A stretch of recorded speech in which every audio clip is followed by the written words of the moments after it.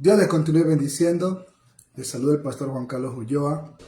La última vez hablamos de que Dios es amor y también que Dios es misericordioso. Otro atributo de Dios es que Él es bueno. Alguien decía, Dios es bueno todo el tiempo y todo el tiempo Dios es bueno. Y es una realidad. Dice Mateo 19:17, ninguno hay bueno sino uno, Dios. Cuando este joven le dijo, maestro bueno, Jesús dice, ¿por qué me llamas bueno? Ninguno hay bueno sino solamente Dios. Solo Dios es bueno. Jesús declaró que ninguno hay bueno sino Dios. Solo Dios es bueno porque es nuestro amoroso Padre que está en los cielos y que hace salir su sol sobre malos y buenos y que hace llover sobre justos e injustos. Eso dice Mateo 5:45. Dice en Hechos 14:17, si bien no se dejó sin testimonio, haciéndonos bien, dándonos lluvias del cielo y tiempos fructíferos, llenando de sustento y de alegría nuestros corazones. Ciertamente la Biblia dice que del hombre ninguno hay bueno, que no hay justo ni siquiera uno, todos somos malos. El corazón del hombre tiene de continuo solo al mal, pero Dios, Él es bueno. En Él no hay maldad, en Él no hay el mal. Él es bueno y para siempre es su misericordia. Dios es bondadoso, es bueno.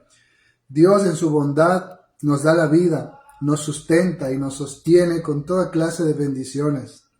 Solo por su gracia, aun sin que lo merezcamos, en su bondad también nos ha concedido el perdón de nuestros pecados y la salvación por medio de su Hijo Jesucristo.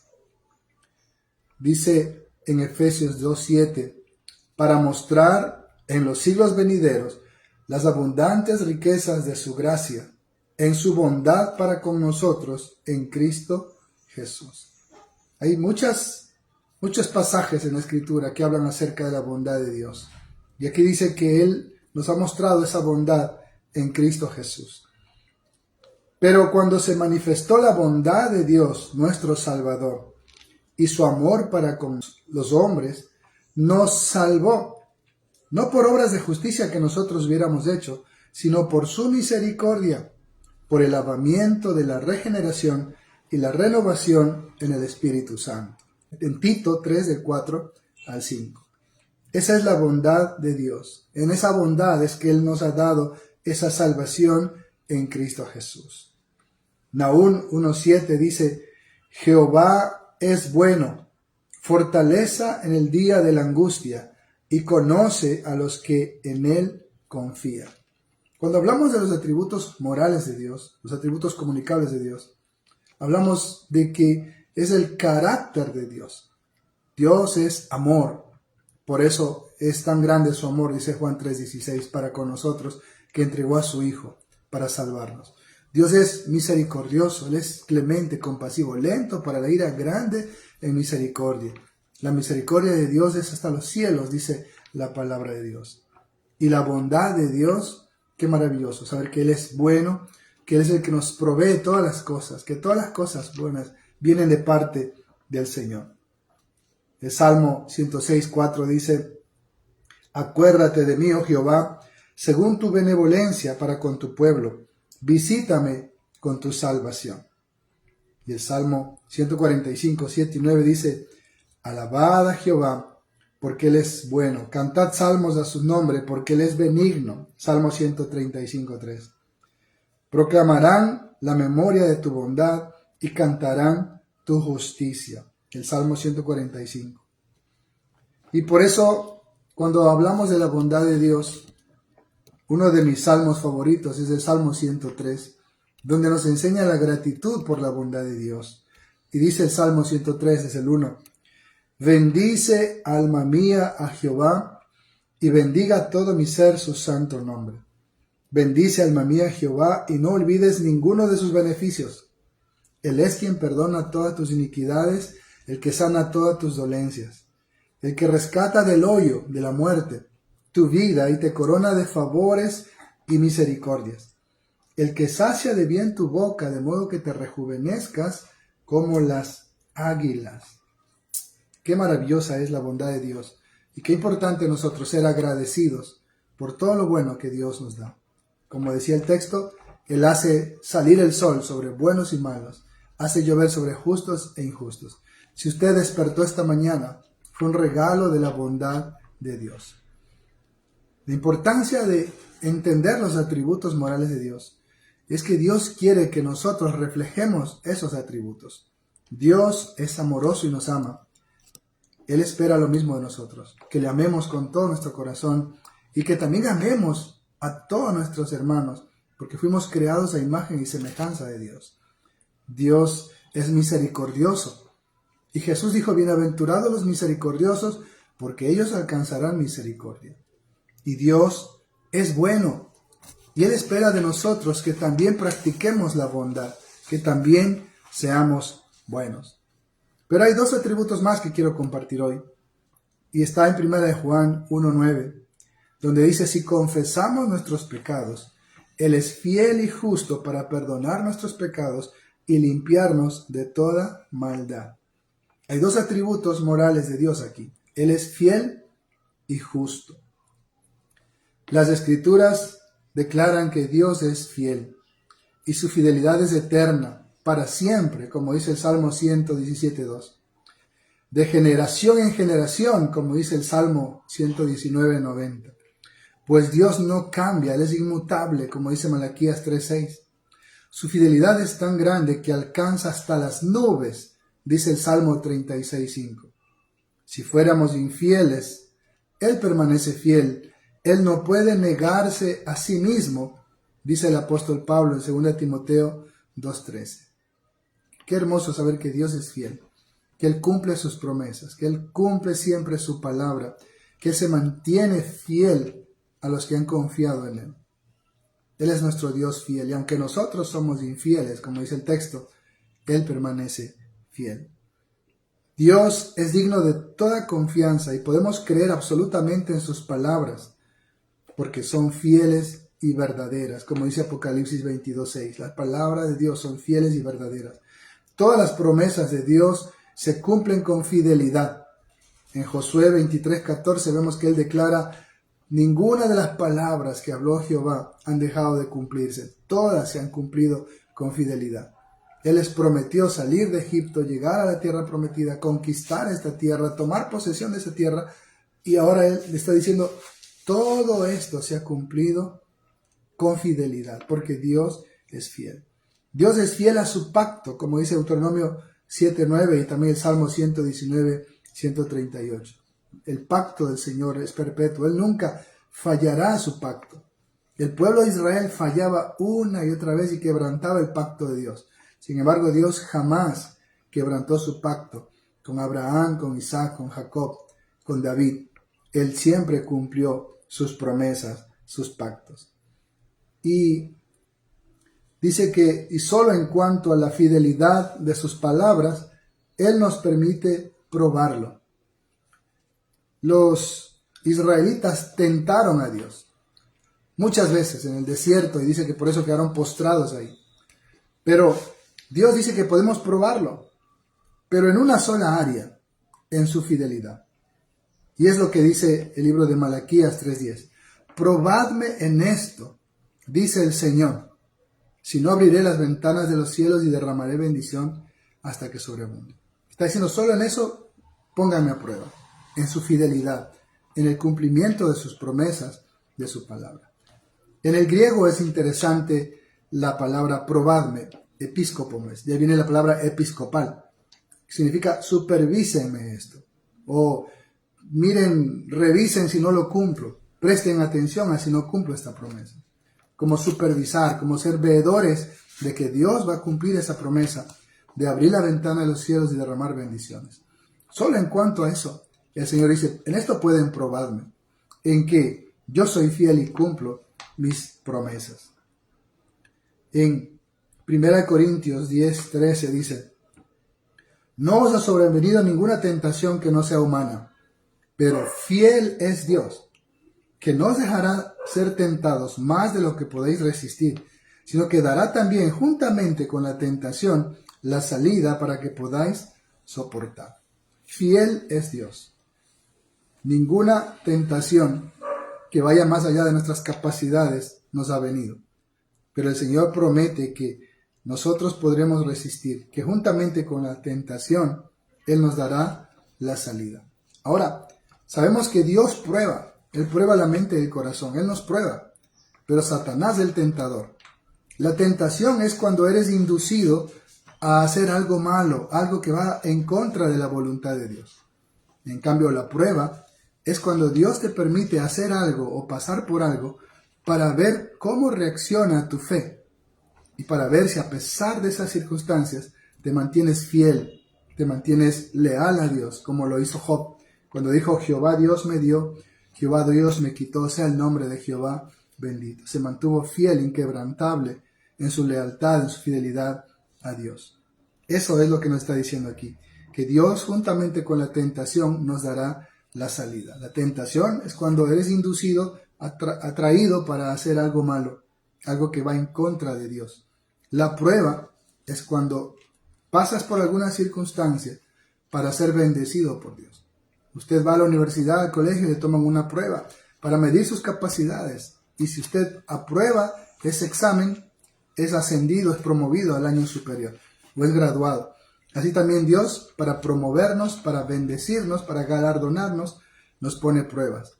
Pero la tentación viene de parte de Satanás. Pero el Señor nos promete que cuando vengan tentaciones, Él nos dará la salida. Si usted cayó en tentación, es porque no quiso ver la salida, es porque usted miró la tentación. Pero siempre hay una salida. Recuerde, Él nos dará la salida juntamente con la tentación. Es una promesa y Dios es fiel y la va a cumplir. Cuando hablamos de la fidelidad de Dios, Él dice: Él es fiel y justo. Vamos a hablar también de la justicia de Dios. Dios es justo. Dios es el juez de toda la tierra y juzga con justicia, como dice Génesis 18:25. El juez de toda la tierra no debe hacer lo que es justo, y lo mismo el Salmo 92:4. Él es un juez justo, dice 2 Timoteo 4, del 7 al 8. No juzga según las apariencias, porque Él conoce el corazón del hombre. En 1 Samuel 16:7 dice eso. No mires su parecer, su hermosura, porque yo lo he hecho. Yo miro el corazón. Él conoce lo más profundo de nosotros, como dice Jeremías 11:20. Él es el que escudriña la mente y el corazón, y por eso puede dar a cada uno según sus obras, como dice Jeremías 17:10 y el Salmo 62:12. Él es el que escudriña la mente y el corazón. Él conoce lo que hay en nuestro corazón y por eso puede juzgarnos con justicia y puede darnos a cada uno según nuestras obras. Él no necesita testigos, Él lo ve todo. Por eso es un juez justo. Dios no necesita que le cuenten las cosas. Él conoce todas las cosas y por eso sus juicios son justos. Dios tampoco puede ser engañado, sobornado ni burlado. Como dice en Deuteronomio 10:17, Dios no puede ser engañado. En 2 Crónicas 19:7, Él no puede ser sobornado. Y en Gálatas 6:7 dice que Dios no puede ser burlado, que todo lo que el hombre sembrare, eso también segará. Dios es justo. Dios no justifica al impío, dice en Éxodo 23:7, que Él no justifica al impío. Dios destruirá a todos los impíos de la tierra, dice el Salmo 101:8. Pues la paga del pecado es muerte, como nos dice Romanos 6:23. Pero Dios no quiere la muerte del impío, dice Ezequiel 18, del 21 al 23. Él no quiere la muerte del impío, Él quiere salvarlo. Aunque no justifica al impío, tampoco quiere la muerte del impío. Por esto Cristo vino a morir por los impíos. Romanos 5:6 dice que Cristo vino a morir por los impíos, los cuales pueden ser justificados por Dios, pero solamente por medio de la fe en la sangre de Jesús. Los impíos pueden ser justificados por Dios, como dice Romanos 4:5, pero solamente por la fe en la sangre de Jesucristo, como dice Romanos 3, del 22 al 25. Aparte de la ley se ha manifestado la gracia de Dios en la sangre de Jesús. Dios no justifica al impío, pero cuando ese impío viene a Jesucristo, es justificado por la sangre de Jesús. No hay contradicción. ¿Por qué el impío es justificado? Porque Jesús tomó su lugar. Si Dios justifica al impío, significa que le dice: está bien, no ha pasado nada, te perdono, ven para acá. Pero Dios no hace eso, sino que Dios dijo, bueno, impío tienes que morir, pero alguien lo va a hacer en tu lugar. La muerte sustituta, la muerte vicaria. Entonces Dios no es que lo justificó, sí lo castigó, pero nuestro castigo cayó sobre el cuerpo de nuestro Señor Jesucristo. Y es por eso que justificados por la fe, tenemos paz para con Dios por medio de nuestro Señor Jesucristo. Esa es la justicia de Dios. Dios no puede pasar por alto el pecado. Dios no puede simplemente hacerse la vista gorda. Sería injusticia. Dios tiene que castigar el pecado. Pero lo hizo en la persona de su Hijo Jesucristo. Por eso, si usted tiene a Jesucristo, usted recibe el perdón, la justificación. Si usted rechaza a Jesucristo, usted está perdido. No puede ser justificado ante Dios. Recuerde que nuestras propias justicias son como trapos de inmundicia delante de Dios. Y otro texto dice que si el justo con dificultad se salva, ¿dónde queda el impío? Por eso es importante entender la justicia de Dios. Sí, alguien dice, pero si ese hombre fue un matón, fue un borracho, ¿cómo es que es salvo? Porque creyó en Jesús y Jesús tomó su lugar y en la sangre de Jesús él fue justificado cuando se arrepiente y rinde su vida a Jesucristo. Conoce pues que Jehová tu Dios es Dios fiel, que guarda el pacto y la misericordia a los que le aman y guarda sus mandamientos hasta 1000 generaciones, y que da el pago en persona al que le aborrece, destruyéndolo, y no se demora con el que le odia, en persona le dará el pago. Esa es la justicia de Dios.